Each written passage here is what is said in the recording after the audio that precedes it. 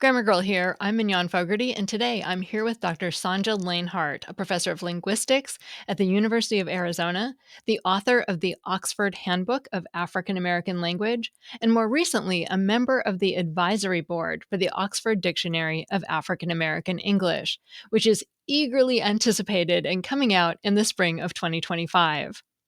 Today, we're talking about how they're making that dictionary and some of the first entries, including kitchen, Aunt Hagar's children, and do-rag.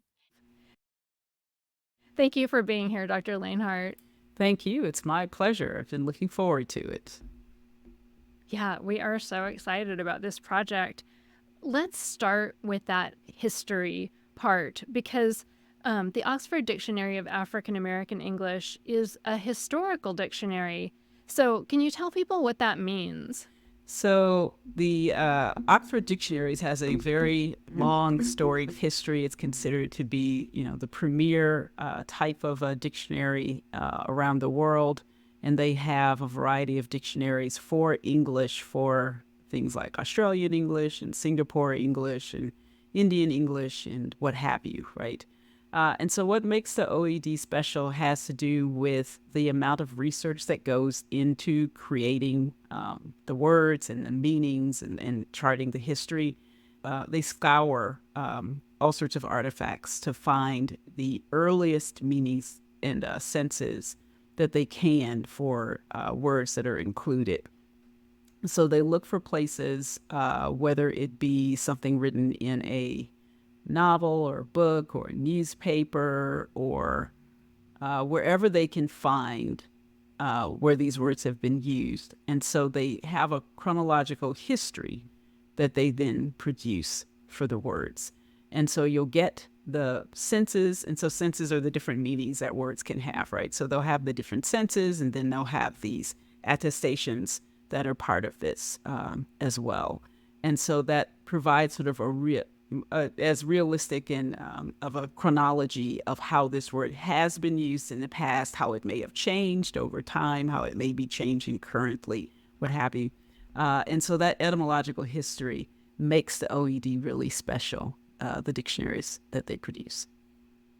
Yeah, I have so many questions. So I know when I look at the main Oxford English Dictionary, there are some sources that they get a lot of the citations from, people mailed in snippets with Shakespeare on it and stuff. Are there big sources like that for the project that you're working on?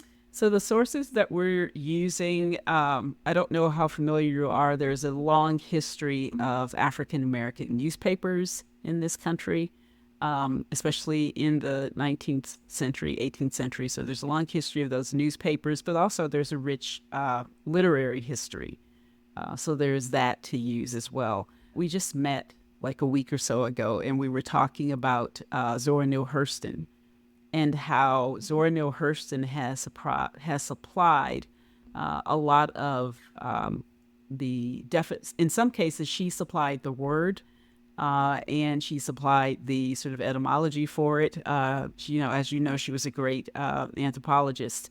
And so she's provided a great source, especially for the part of the world that she was looking at language in African American communities. But definitely from newspapers, from magazines, from literary figures and researchers and scholars like Zora Neale Hurston, and from music. So music is another great source to find how African American language is used in getting those citations. And as you can imagine, especially we just celebrated the 50th anniversary of hip hop.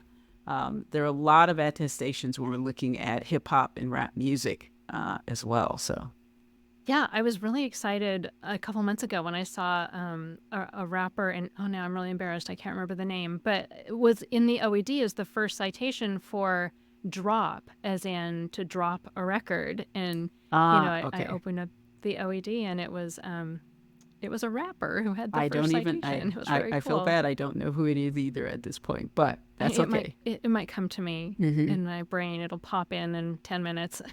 Yeah, but But I did not know about the history of black newspapers. Can you tell me more about that? yeah, there is definitely that long history, and part of it you can think of Black communities needing to have resources for their communities because otherwise it wasn't going to be covered by white newspapers, and doing stories on Black figures and things that are going on in Black communities in which the larger white community would not have been interested in, or would have been reporting in very different ways, right? So there are lots of there's a long periodical history of this newspapers, but there are also magazines as well. Now, of course, I'm familiar with some of the more 20th century magazines like, Jet and those sorts of, that sort of thing. But before that, those started, there's one here, Freedom's Journal, that was founded in 1827. That's the oldest one. The Chicago Defender, which was founded by Robert Abbott. That was 1905 and was once heralded itself as the world's greatest weekly. There is a long history. Let's put it that way.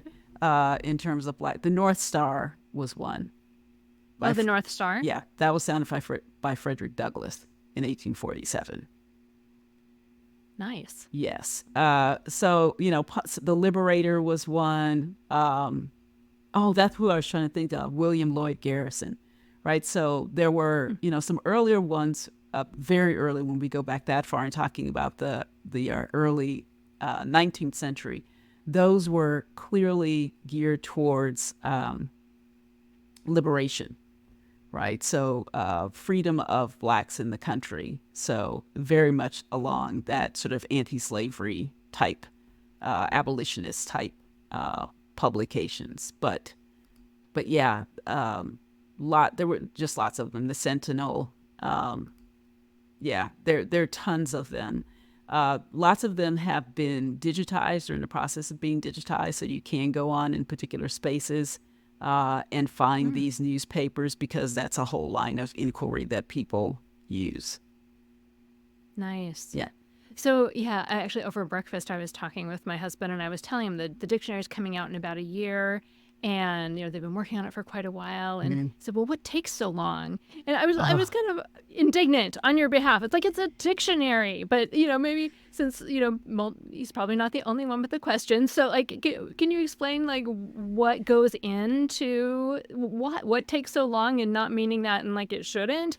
But yeah, it's what's just the so process? funny. It's so funny because so I'm on the editorial advisory board, and I was just thinking recently about the conversations that we had when we first got started versus the conversations that we're having now.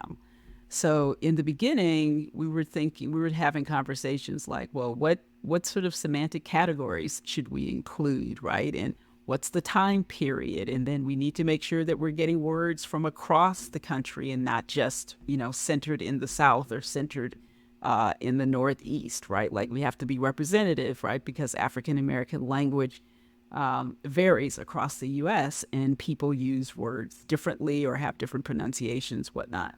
So anyway, so we're talking about that. And then semantics. So we're like, well, what semantic category should we have? So should we, I was like, well, we definitely have to have beauty products because as a Black woman, I know that trying to get my hair done in this country in certain spaces is very difficult. And so we have lots of words related to hair and beauty, right? And then we had conversations on, well, should we include things that relate to like crime and drug culture? And should we have, right? So all of these conversations on conceptually, what should this dictionary look like? And then our more recent conversations have been more about details. So at this point, there have been about 100 words that have been finalized, I believe, if I recall correctly. And it started really slow, right? At first, it's just like, okay, people are collecting things. We have researchers who are, like you said, the slips of paper, that kind of thing. They're getting these slips of papers because people could go online and suggest words and get meanings and stuff like that. And so just collecting, we're in this gathering phase. And now we've gathered quite a bit. And so now it's about, okay, we need to have to make decisions. So which words to include, they have to be supported by lots of historical data. And as you know, for something like African American language, we're more limited in sources than for mainstream white American English, right, in terms of those particular sources, because when we talk about English, we can go all the way back to Britain, and we could have something like Shakespeare or Chaucer or what have you, right? And so we don't use those, we don't have that same sort of lineage for African American language, but then, of course, African American language didn't exist at that point. So part of it is finding what are the earliest attestations that we can have, and then what do we consider legitimate sources, right? How can we corroborate something that we find, right? So there's just a ton of research that goes into it. And so more recent conversations, like we had to have a conversation on what is the word going to look like? What's the head word going to be, for example? Because of it's oftentimes a disconnect between pronunciation and orthographic spelling, right? So a lot of the history for African American language is based upon an oral history. And so as a result, you'll also get differences in pronunciation. So for example, the word shorty is used in one part of the country, but in the South, it's shoddy. So which one gets the head word spelling, and then what gets to be the alternates? Those are difficult decisions to make. How do you decide? That's a good question. We have these conversations. We haven't gone into the conversation so much about shorty versus shoddy because that's still ongoing. So part of the ongoing thing is, what's the head word going to be? What's the spelling going to be?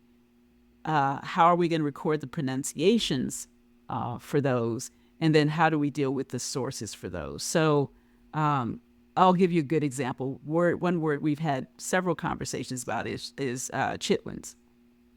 So to my surprise, I learned that the first attestation in the Black community was actually spelled chitterlings, which is the standard orthographic. But I was like, Black people don't say that. So I was like, no self-respecting Black person says chitterlings. And so it has to be chitlin. So we had a conversation about, well, what are we going to make the head word? Is the head word going to be chitterling? So when we first talked about it a few months ago, they had it as chitterlings. When I just saw it a week or so ago, it was chitlins, despite sort of this attestation of one of the earliest examples they have was chitterlings. So we're having, conversations like that. Another one was what's going to actually be the part of speech. So we had a difference of opinion about the part of speech about this one particular word. And part of that discussion was because the attestations they were seeing, they were trying to decide, does the attestation indicate it's really a verb, or is it an adverb, or is it a what? And so we were like, well, based on what we're seeing, we really think it is a verb, right? So, and they're like, okay, thank you for letting us know that. And then, as we finalize this, we will come back to you and show this to you, right? So those are the types of conversations. Types of conversations we have on who constitutes being a viable source, right? So we had a discussion, for example, about someone like Joel Chandler Harris, who's representing African American language, and someone like Langston Hughes, right, who is African American, who's representing African American language. So are they reliable sources? Who gets to be considered a reliable source, right? Who is actually relating, whether it's, in the newspaper or in their literature or whatever, who's doing this because they're actually representing those voices, or are they making it up and it's, hearsay, right? So do they have direct evidence or indirect evidence? So those are the sorts of conversations and things that have to go into before we can actually say that we have a final entry for something, that we're discussing those sorts of things about what gets included, what the evidence for it is, the attestations, all of those things. So yeah, and keep in mind that in the end, by next year, the goal is to have 1,000 entries, which isn't a lot for a language, but it takes a long time. I mean, think about the OED. The OED took a very long time to produce editions, right? other dictionaries that we have on language, in particular to language in the U.S. One of them is called the Dictionary of American Regional English, DARE, that was edited for quite some time, was started and edited by Fred Cassidy, who passed away, and then other people, Joan Houston Hall at the University of Wisconsin, continued his work. But it was decades for that to produce the volumes, and so now they're at different phases. So in the same way with this dictionary, even once you get sort of this, printed version, something you can hold in your hands, because language is living, you will always need to continue to update it, right? And in this particular case, it's not just updating it. There are two sorts of things. One, trying to get additional funding to include as many words as possible.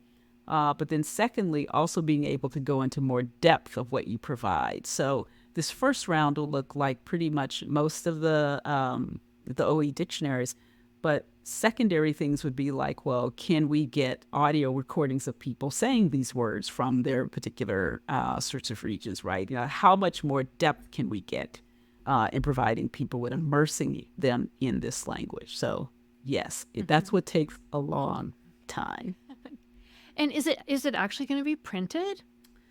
I believe that's what I was told. I think we'll have a printed version, but there's also obviously going to be an online version. And the online version is where you can get the sort of more in-depth things. Like I said, you'll be able to, click in the same way that you on the OED. I was just in a webinar yesterday, I think, for the OED, talking about the features that they have. And, that's another thing that we have conversations about. This is what they're doing at the OED. Do we want to carry on those particular things that they're doing for this dictionary?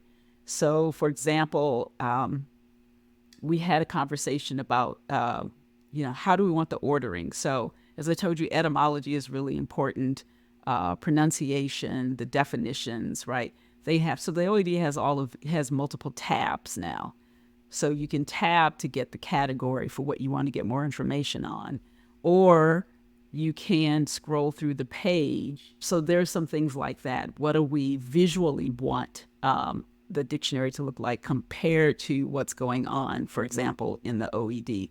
Some things we've said, okay, yeah, that makes sense. We'll keep it the way they have it. And other things we're just like, no, I think we should do this differently. So those are conversations that we've had as a board with the editors as well. Yeah. Well, because this gets to another question is how do you imagine people will use this once it's finished? I think different people will use it for different purposes. So people like me will be going there. And when I say people like me, I mean other linguists will be able to use this particular work and go to this, because we have people who are lexicographers, who are semanticists, right? Who are phoneticians and phonologists. So depending upon the depth of information, they'll be able to use this as a resource. In the same way that we use other dictionaries as resources. There are people, that's what their livelihood is based upon. But I also believe that you'll have just people who are curious, just everyday people who are curious and want to see, because, part of this is combating this idea that African American language isn't legitimate, or it's bad, or it's this bastardized version of American English or what have you. And I don't know about you, but I know I grew up with people saying things like, ain't a word because ain't in the dictionary, right? Well, now you have a dictionary. So, what will people be able to use and ascertain from that? And I'm sure there will be people who are going to look at the dictionary because, again, I told you our funding limitations. Who are going, I can't believe this word isn't in there, right? They're going to be looking for their particular words that they use in their particular community in the U.S. and be asking, looking for their words and seeing how they're defined. So because Black people can critique with the best of them, right? So there'll be people, naysayers, looking and saying, this isn't in here and this isn't right and this isn't.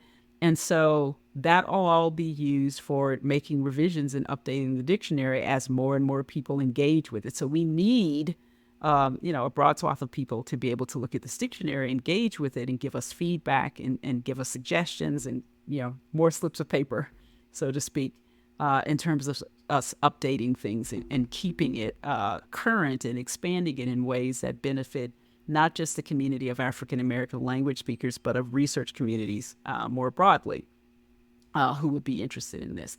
I would also imagine that other sorts of lay people like teachers and sociologists and anthropologists, whatnot, would be interested in looking at this. Historians, right?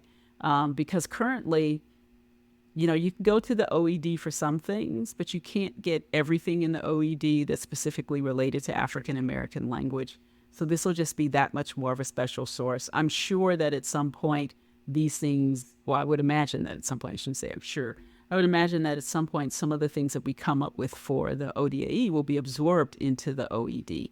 But the ODAE will still remain its sort of separate thing as it continues to add and refine and update. Mm-hmm.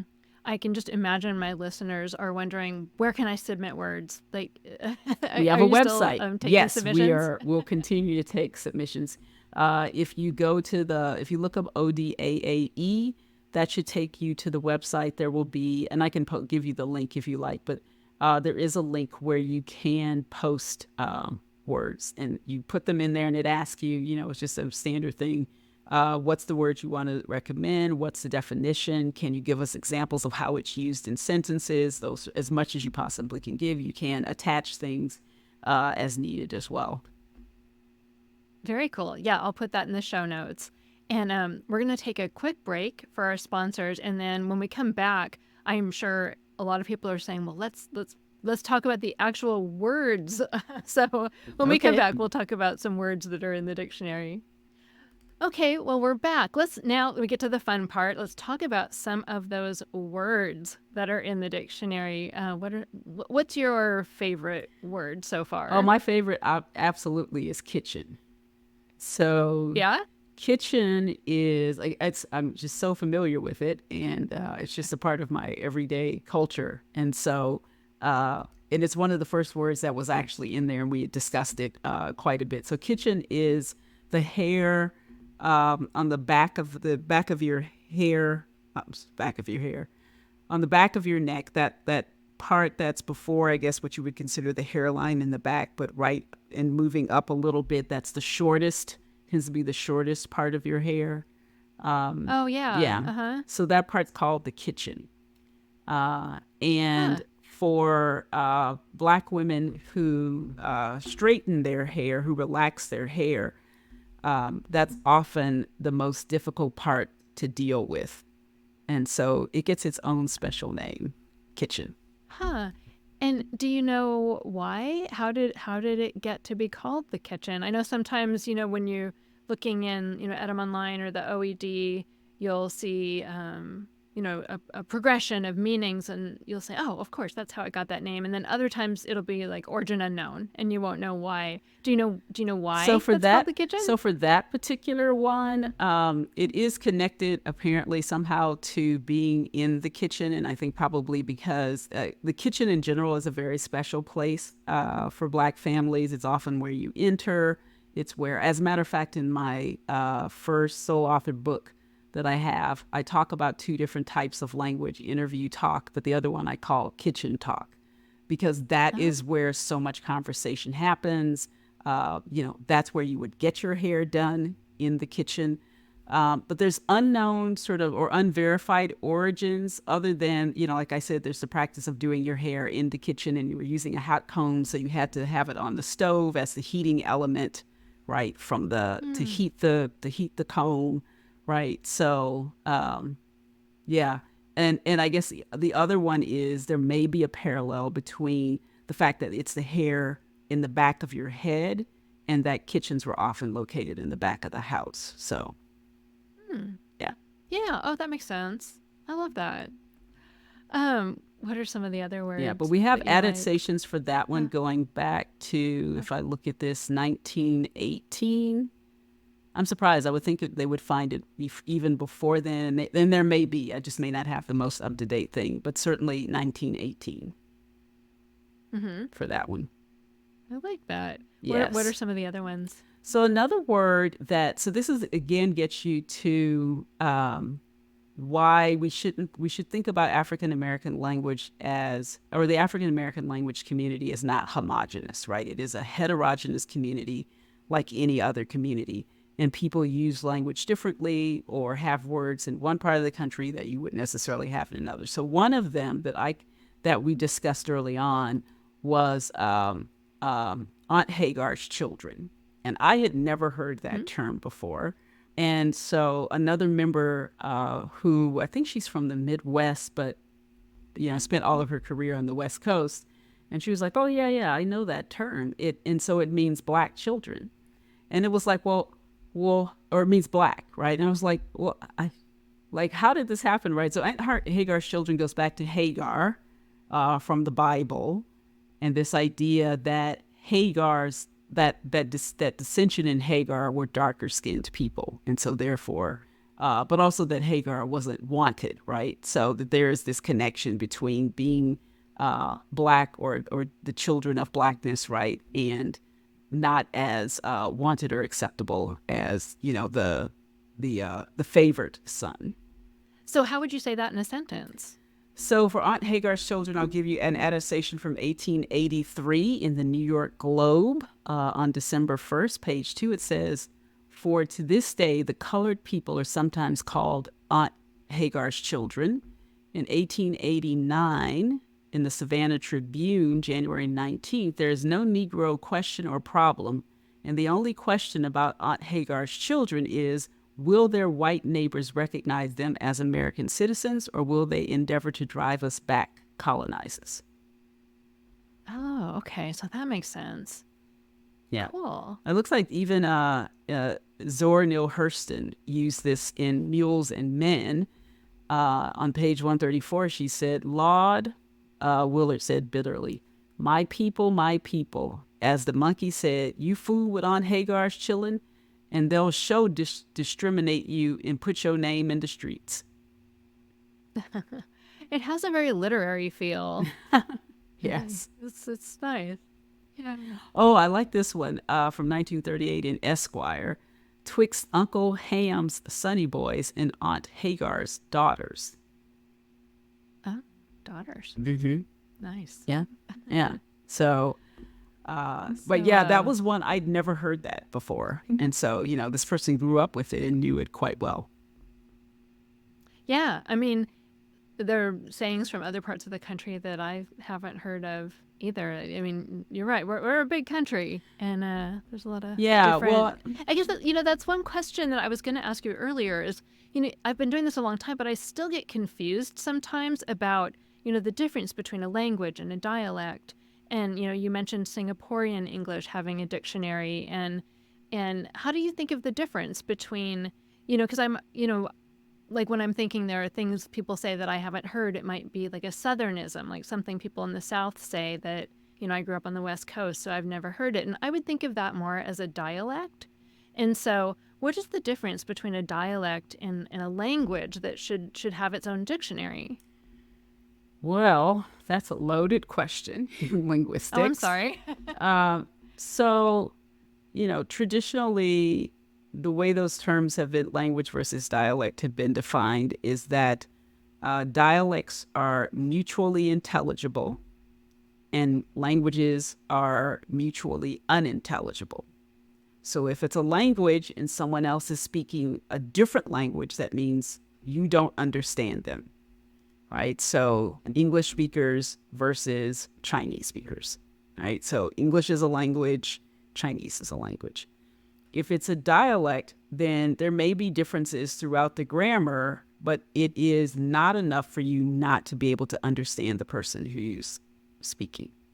So people in the South versus people on the Pacific Northwest or the Northeast or what have you, right? We have differences, but they should be mutually intelligible. So that makes it a dialect. Another term that linguists use, though, is variety. And variety includes all ways of speaking. And so languages are varieties, dialects are varieties, right? So we can talk about it that way.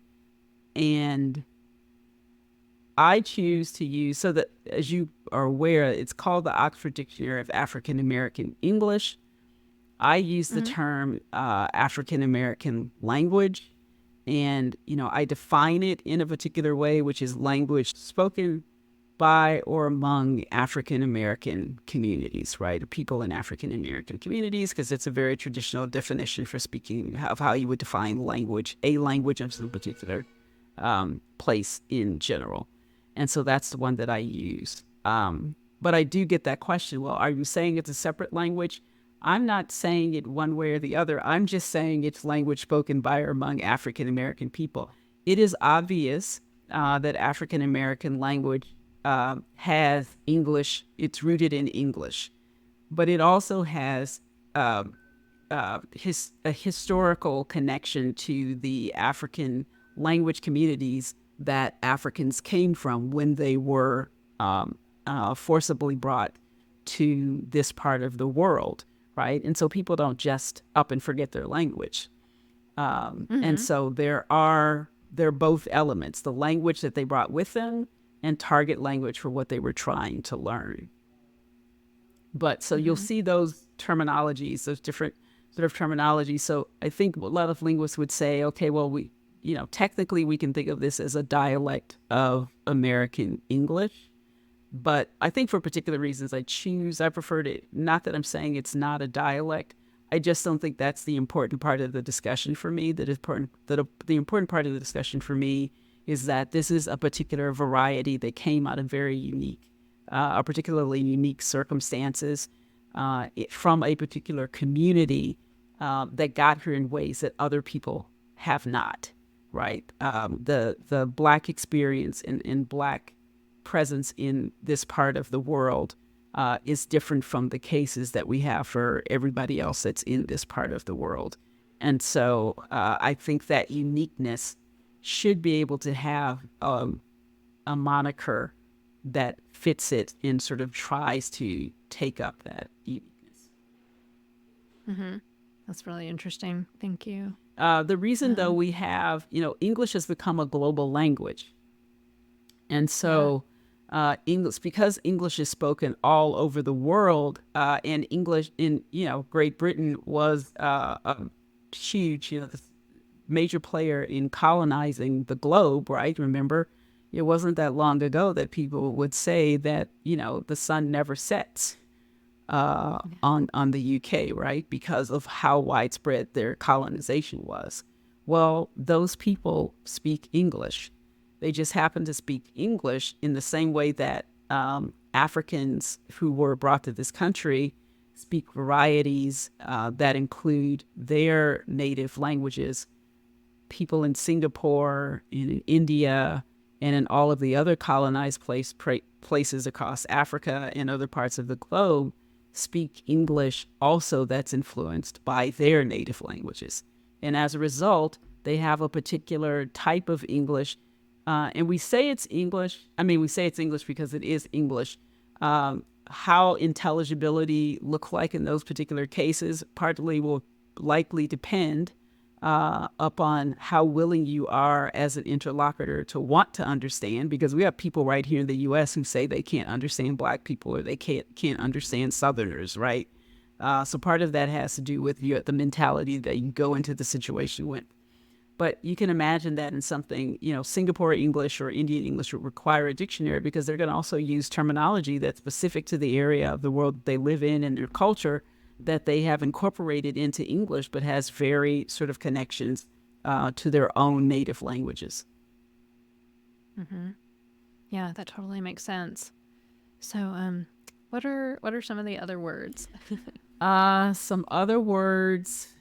Oh, okay. So I had a conversation with someone about this recently, which was a word that I don't think I'd heard it, but I think it has slightly different meanings, maybe in the South than it does in other parts of the country, because I've asked people about it and they seem to know it, and that's bussin'.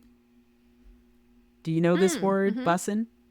I think so. We actually covered it maybe a few months ago in the podcast. Does it mean tasty food? It can mean that. Yeah. And I had never heard this, but it means describing something that's impressive or excellent. So it's not specific to food.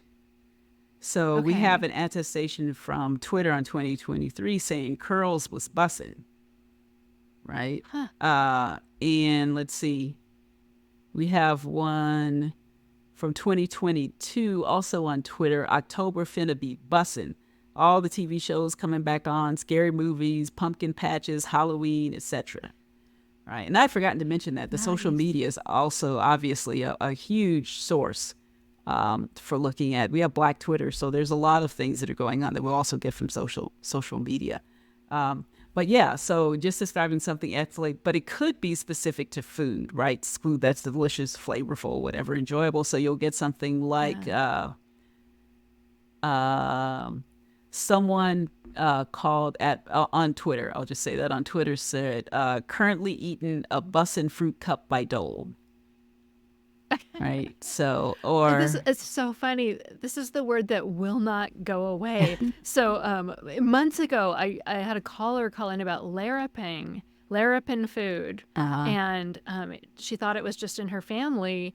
And then a lot of people called in and said, no, we use Larapin too. And then we started talking about words like Larapin that someone from Trinidad called and said they use lash, like that food lashes to me it's ah, good. And then mhm, it came up that there are all these different ways of saying if you like hit something it's good. So like mhm. larapin also can mean hit and lash can mean hit, and I asked for the other words, and bussin was one of those words that people added to larapin and lashing.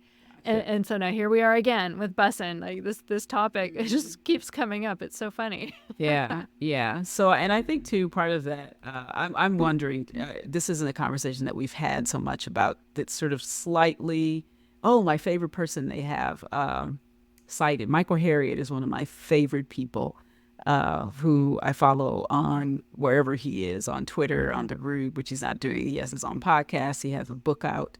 But his 2020 attestation was, those McDonald fries do be bussin' though. And I know you're gonna say they're not as good as they used to be, but that's your fault. Probably eat McDonald's when you're sober.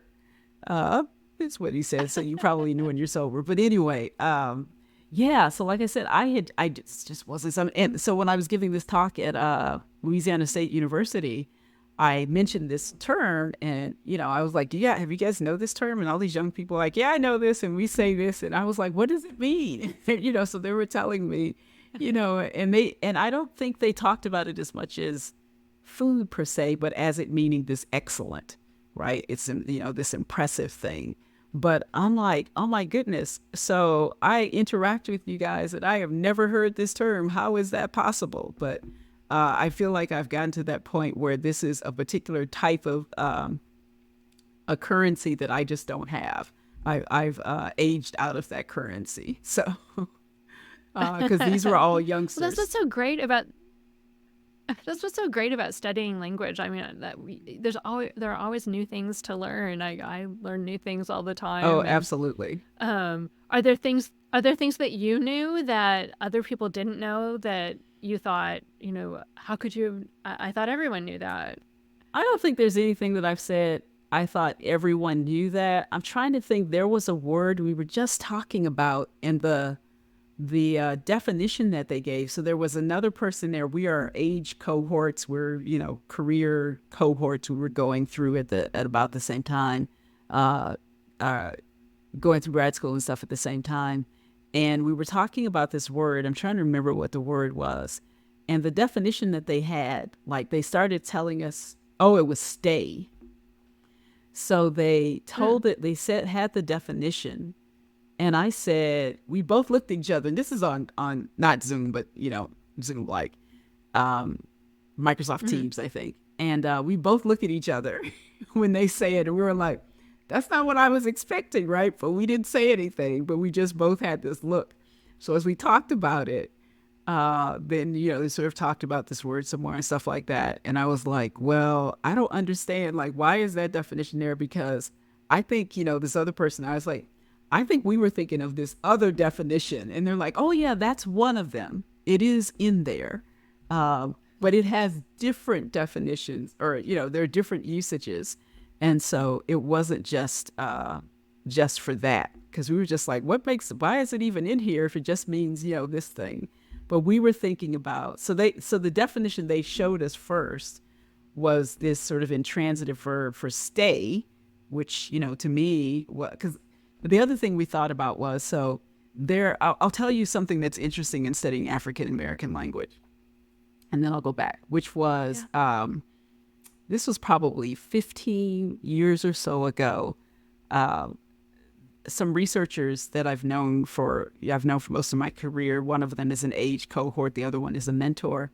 And they do this work in Texas, which is where I'm from, in this rural community. And they started publishing this thing on what's called had, the verb had plus past. And I was reading this research and reading the examples that they had, and I was like, I didn't know that was an African American language thing. I just thought that was what, mainstream English was. And so it helped me to sort of crystallize the idea that I had already had, which was there are things in African American language that we as linguists don't even recognize as such because it's just there, right? Like, I was like, well, of course you say I had that for whatever. You don't say I had, X, right? Did you use a past verb with this? But it's like, no, that's not what mainstream English does, right? We don't say, see, what had happened was, we would say, well, I shouldn't say we, but mainstream English say what happened was, not had plus the past, right? And I was like, wow, well, I knew I used African American language. I just didn't know that was thing. I just thought that was. And so it's like, no, it's like white people don't do that. It was like, really? I didn't know that. So I think the same thing, we were thinking when they mentioned this would stay, I was like, wait, is that another instance of where I was using African American language and I didn't know that was African American language? I just thought that was just the way everybody talked, right? And so they're like, no. So they had stay and they had to live or reside somewhere. And I was like, but doesn't everybody use stay that way? So for an example, Langston Hughes in 1942 in the Sun Do Move has this word, she don't stay in no slave row. Or let's see, 1883, Joel Chandler Harris says, then Mr. Lion, he asks if Mr. Jack Sparrow know where he stay, which Mr. Sparrow say that he do, right? And I was like, but that's just regular stay, isn't it? It's like, clearly not. Right. But that wasn't the stay that we were thinking about, because there's another stay that is much more, has been done, a lot of research has been done on it, which has to do with this sort of habitual or continuous idea about stay. Like an example is Wanda Coleman from Ladies, A War of Eyes and Other Stories, where the character says, he ain't the marrying kind. We've been living together now 2 years. It was better between us when he worked a regular job, but he fell in with a new crowd about a year ago and he stay in the streets.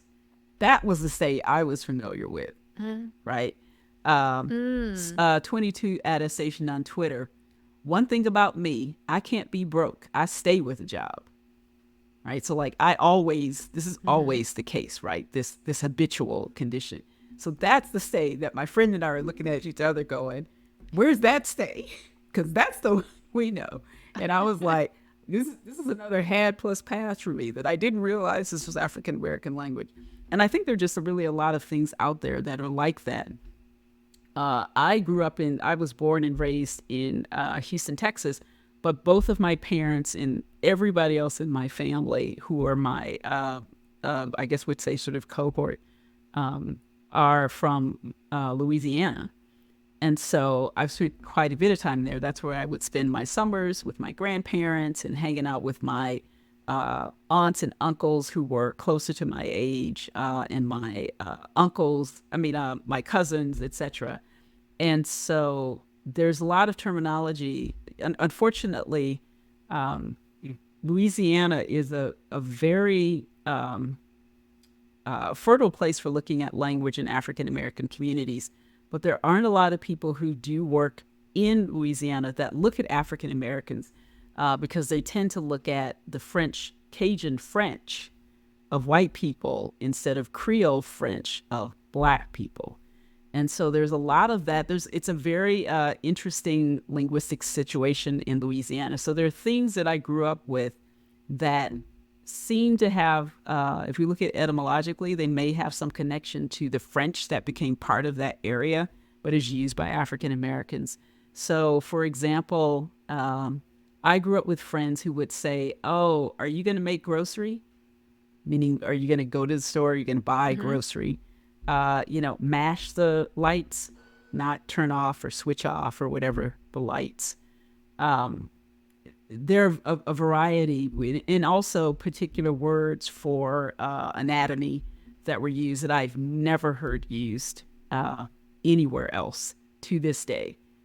And so I think there's still a lot to be done in terms of including some of these things, some that aren't so obvious and some that may be more obvious, but I think it's just so fertile for finding so many of these things.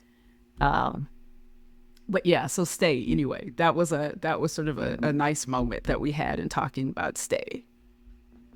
Yeah.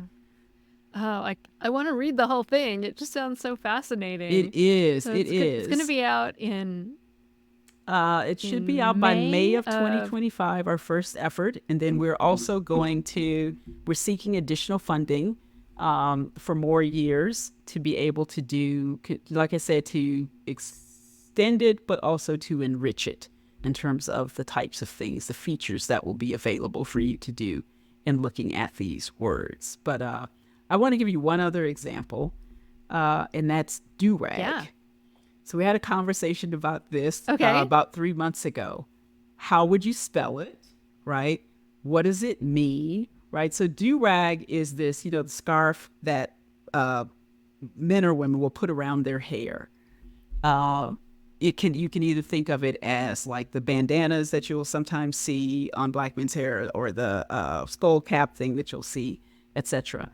And so we got into this conversation. So do-rag comes from hairdo.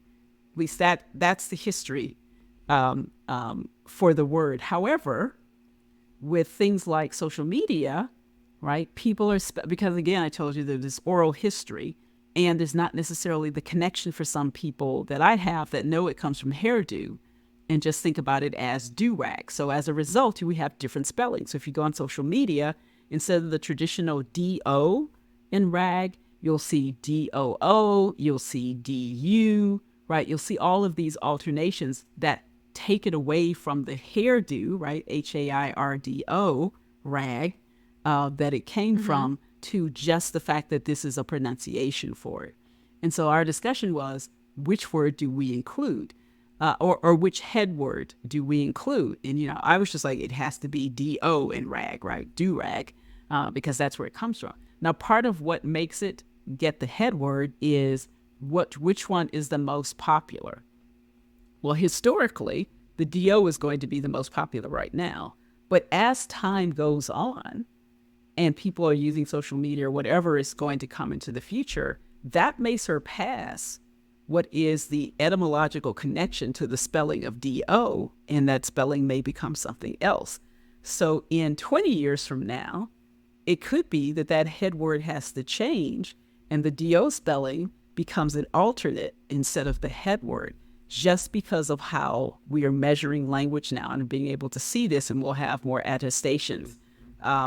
But this is why having a historical dictionary is important, because the historical dictionary will be able to track that, and it will provide that evidentiary trail for you to see what has happened over the period of time. So I'm kind of looking forward to that. Right. As you were saying that, I was thinking about the Oxford English Dictionary, where you see, there's the head word, but then you can see like the older spellings that are there. It happens with all language. Yeah. So like at some point, one of those words would have actually been the head word. And, but yeah. So I think that's really cool. That is very cool. I know. I was thinking, I think it comes from hairdo, but then I'm not sure. I don't know. Well, thank you so much for talking with me today. This was just delightful, and truly, I can't wait to read it when it comes out, which is going to be in about a year, in spring of 2025. And Again, Dr. Sonja Lanehart from the University of Arizona. Thank you for being here with us today. Thank you so much for having me, and I look forward as well as you. I'm waiting to for the dictionary to come out and to be able to share that and teach it. That's going to be lovely. I hope you enjoyed that as much as I did. I'll catch you back here on Tuesday when I have a segment about when to use that versus which, and a fun segment about words for walking, including traipse and sachet. That's all. Thanks for listening.